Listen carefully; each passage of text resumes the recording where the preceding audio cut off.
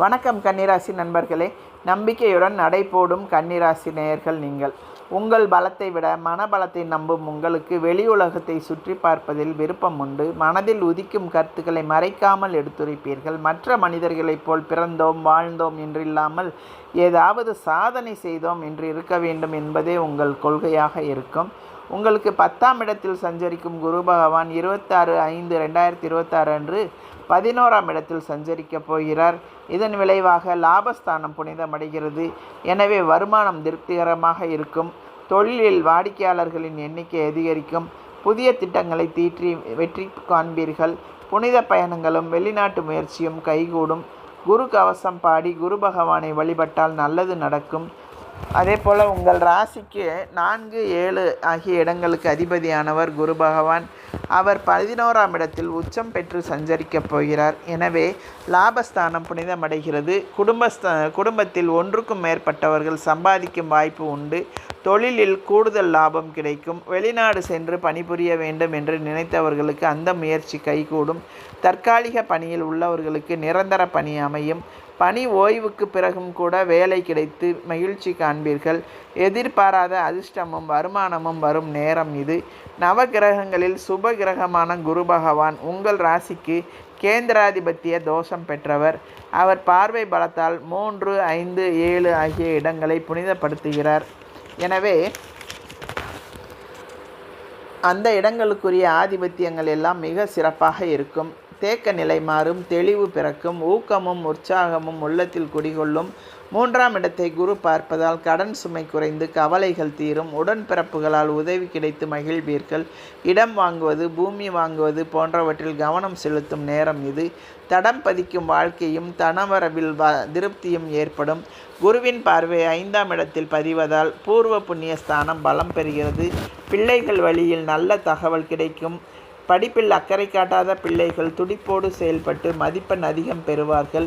விடுமுறை நாட்களிலும் நீங்கள் பணி செய்ததை முன்னிட்டு உத்தியோகத்தில் மேலதிகாரிகள் வேண்டிய சலுகைகளை கொடுப்பார்கள். செய்தொழில் மேன்மை பெறும். பூர்வீக சொத்துக்களை பங்கு பிரித்து கொள்ள பொன்னான நேரம் இது.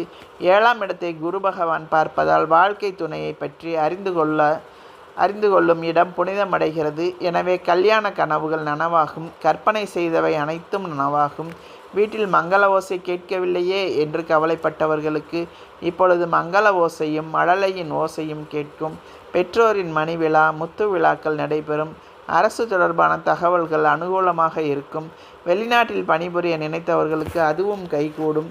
நட்சத்திர பாதசாரப்படி பலன்களை பார்த்தோமானால் 26/5/2026 முதல் 10/6/2026 வரை புனர்பூச நட்சத்திர காலில் தன் சுய சாரத்தில் குரு பகவான் சஞ்சரிக்கும் போது குடும்ப முன்னேற்றம் திருப்திகரமாக இருக்கும்.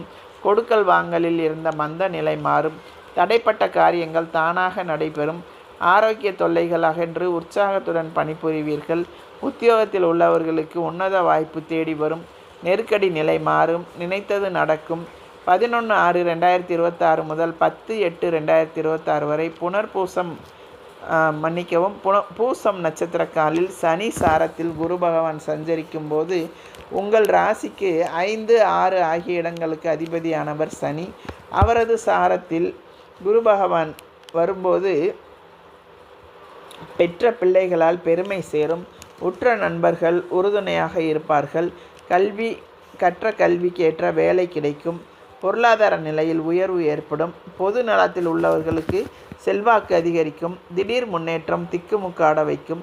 அதிகார யோகம் உண்டு.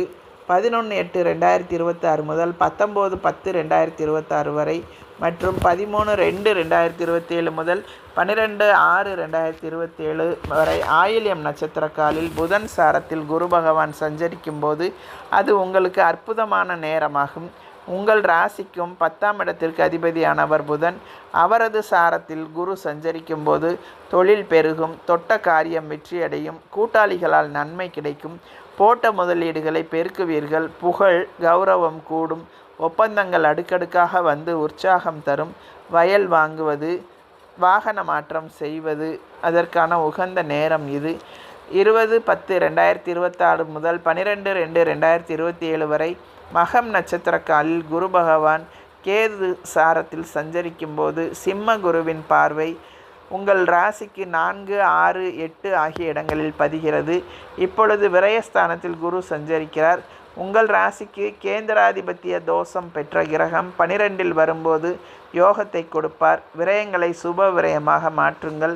இடமாற்றம் இனிமை தரும். வீடு மாற்றம் வேதனை தீர்க்கும். உத்தியோக மாற்றம் உற்சாகம் தரும். அதேபோல் 13/11/2026 அன்று ராகு கேதுக்களின் பெயர்ச்சி நிகழ இருக்கிறது. மகர ராகுவும் கடக கேதுவும் உங்களுக்கு மாற்றங்களை கொடுக்க போகிறார்கள். பஞ்சமஸ்தானத்தில் ராகு சஞ்சரிக்கப் போவதால் நெஞ்சில் ஒரு பயம் ஏற்படும். நேசிக்கும் பிள்ளைகளை உங்கள் மேற்பார்வையில் வைத்துக்கொள்வது நல்லது. எனவே புதன்கிழமை தோறும் நின்ற கோலத்து பெருமாளை வழிபட்டு வாருங்கள்.